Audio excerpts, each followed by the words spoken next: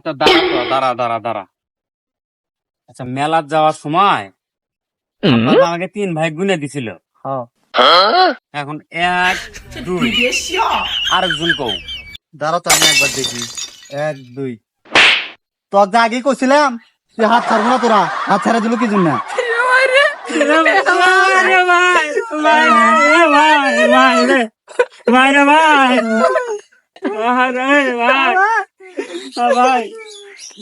ভাই কি আছে আপনাকে ভাই?